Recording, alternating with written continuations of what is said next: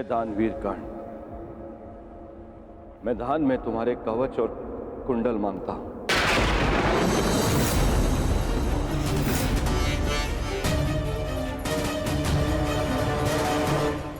जो आज्ञा है त्रिदेव, आपने मुझसे दान नहीं मांगा, बल्कि मुझ पर उपकार किया। एक सूत पुत्र के पास स्वर्ण कवच रहने का क्या लाभ?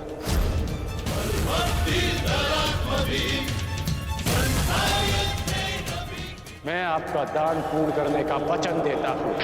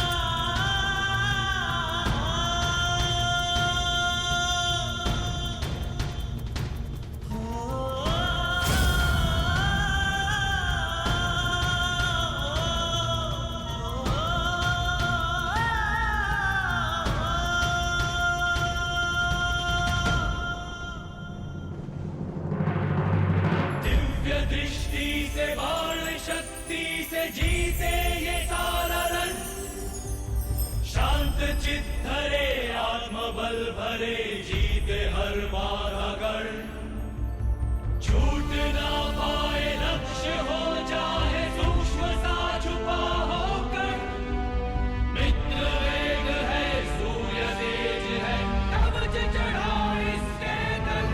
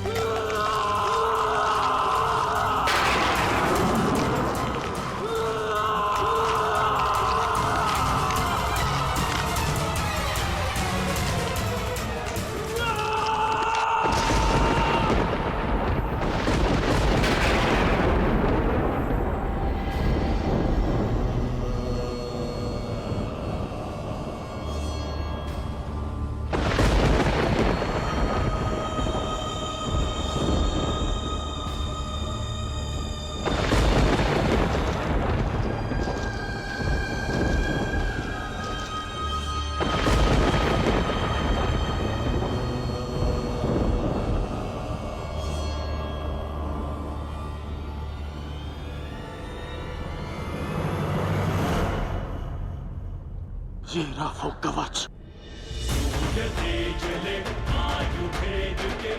जिसके कारण आपके पुत्र के चिंता के बाण आपके हृदय को भेद रहे थे।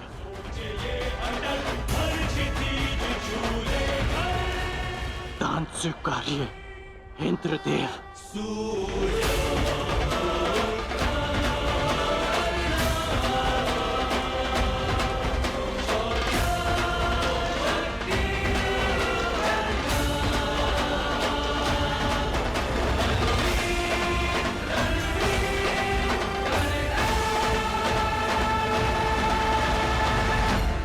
इस प्रकार नहीं इंद्रदेव।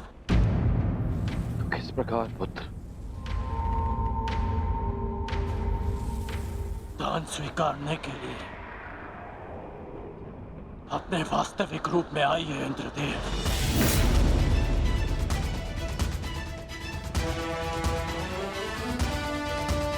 ये आपके पुत्र और विलक्षण योद्धा के सम्मान के लिए कह रहा हूं मैं। उस माता के सम्मान के लिए कह रहा हूं जिसने अर्जुन जैसे योद्धा को जन्म दिया। दान में पुण्य का फल होता है। इसे जल का भाग मत बनाइए। अपने वास्तविक रूप में आइए। आइए इंद्रदेव अपने वास्तविक रूप में।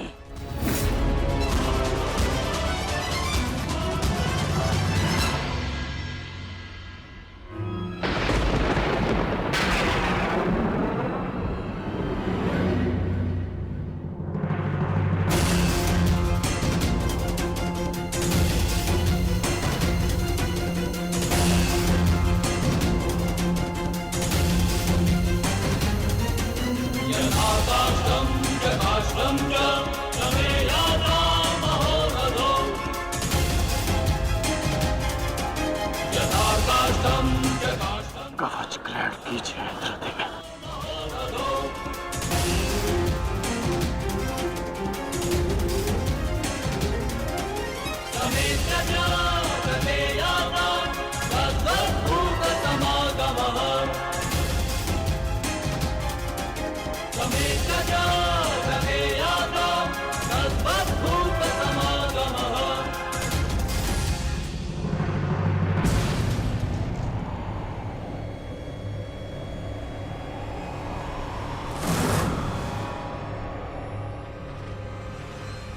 ये आपने क्या अनर्थ कर दिया पिताश्री।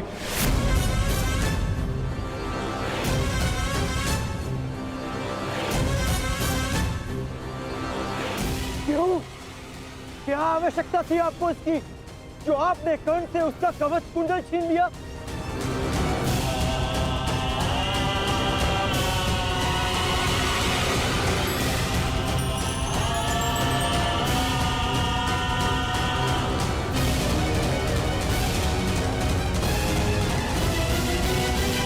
मैंने तो केवल नियति के न्याय का पालन किया, एक पिता धर्म का पालन किया है।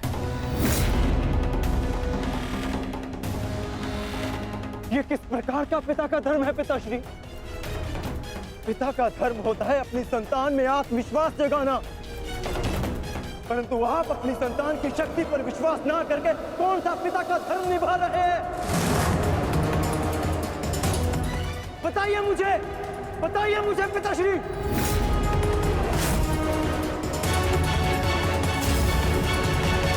अर्जुन, मैं तो केवल तुम दोनों के बीच होने वाले युद्ध में शक्ति का संतुलन बना रहा था। जब तक कर्ण के पास एक कवच और कुंडल था, तब तक तुम्हारा कोई भी प्रहार कर्ण पर प्रभाव ना करता।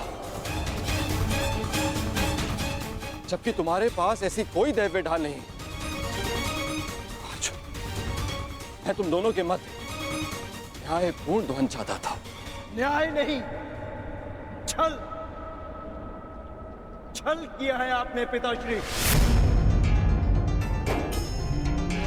छल करके आपने कर्ण से दान में उसकी ढाल मांग ली।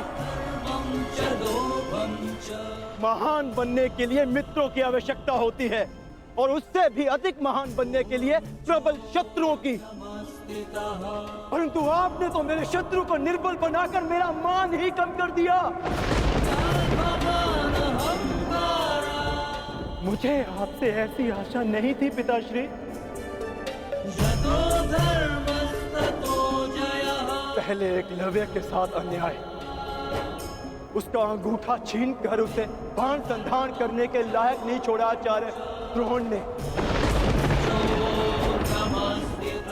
और अब आपने अंगराज से उसका कवच छीन लिया। क्यों? क्या आपको मेरी शक्ति पर इतना भी विश्वास नहीं था जो आपने इतना बड़ा छल किया पिताश्री?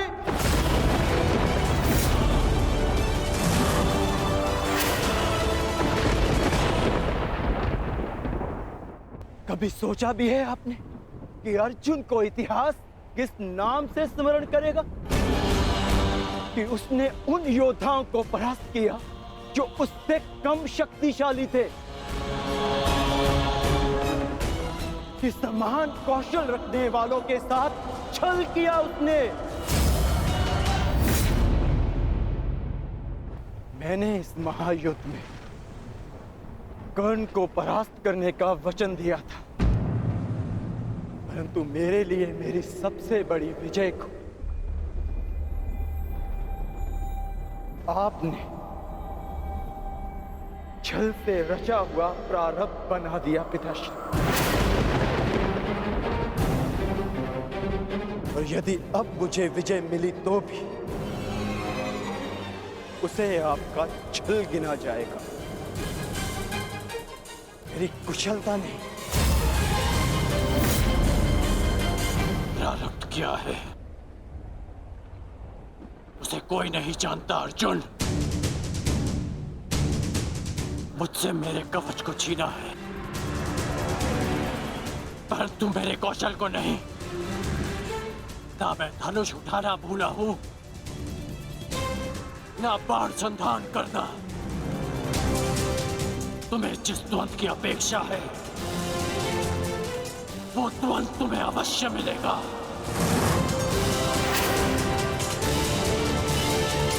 स्मरण रखिएगा पिताश्री, ना मैं कभी इस छल के बोझ से मुक्त हो पाऊंगा और ना ही कभी आप इस अपराध बोझ से।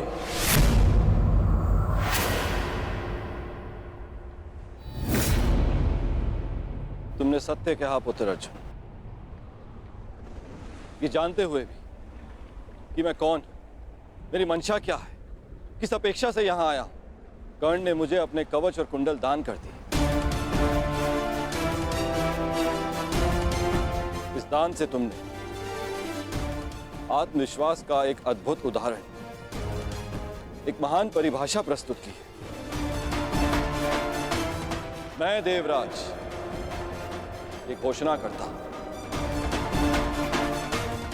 तुम्हारा ये बलिदान इस युद्ध का सबसे महान, सबसे उच्च बलिदान सिद्ध होगा। समस्त संसार में तुम महादानवीर कर्ण के नाम से प्रसिद्ध होगे।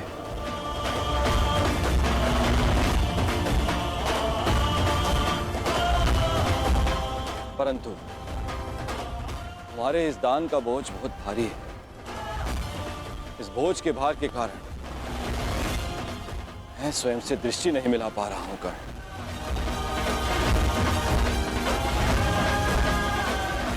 इसे हल्का कर दो कर्ण। और अब मैं तुम्हें वो अस्त्र देना चाहता हूं जो समस्त संसार में किसी भी प्रकार की ढाल को वेध सके।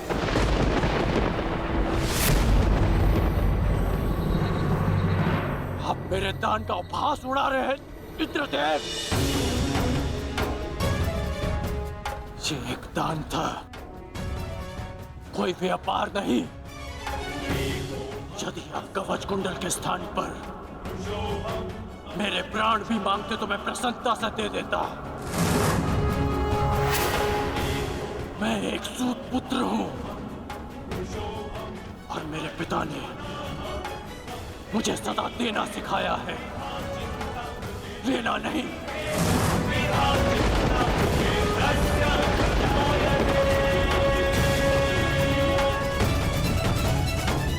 मैंने अपने दान देने का वचन पूर्ण किया। मेरे लिए यही पर्याप्त है। मुझे आपसे कुछ नहीं चाहिए। यदि तुमने मुझसे कुछ नहीं मांगा तो देवराज होने के नाते इस सृष्टि में मैं अपना सम्मान खो बैठूं। यदि मैंने तुम्हें कुछ नहीं दिया तो मैं स्वयं को कभी क्षमा ना कर पाऊंगा।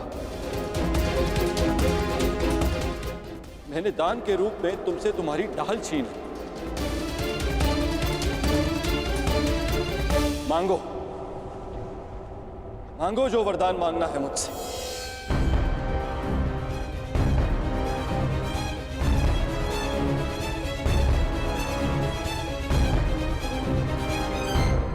मांगो कर्ण। मैं आपका सम्मान रखने के लिए ये अस्त्र स्वीकार करता हूं, जो किसी भी ढाल को भेद सके, जिसे जब भी मैं अपने शत्रु का नाम लेके प्रयोग करूं तो उसका अंत निश्चित हो।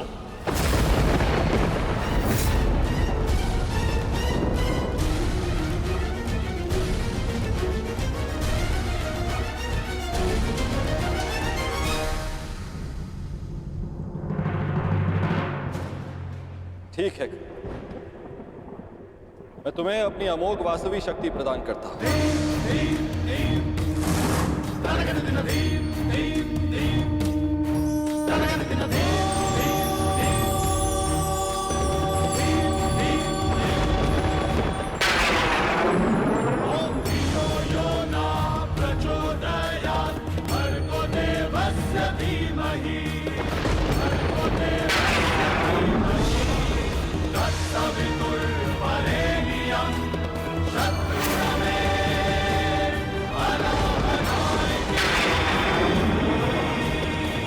इस शक्ति को जिसका नाम लेकर संधान करोगे वो अवश्य मृत्यु को प्राप्त होगा, किंतु स्मरण रहे, इस शक्ति का प्रयोग तुम केवल एक ही बार कर पाओगे, मेरा मान रखने के लिए। तुम्हारा धन्यवाद है दानवीर कर्ण।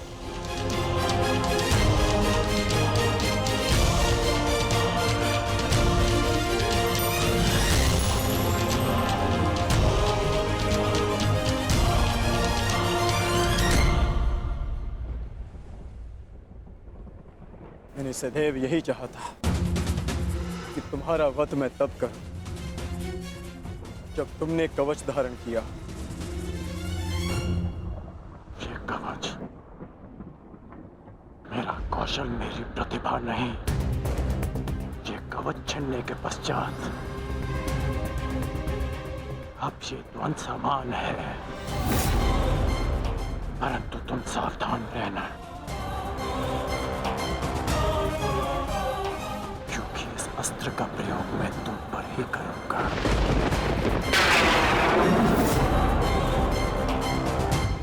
मैं उस द्वंद की प्रतीक्षा करूंगा।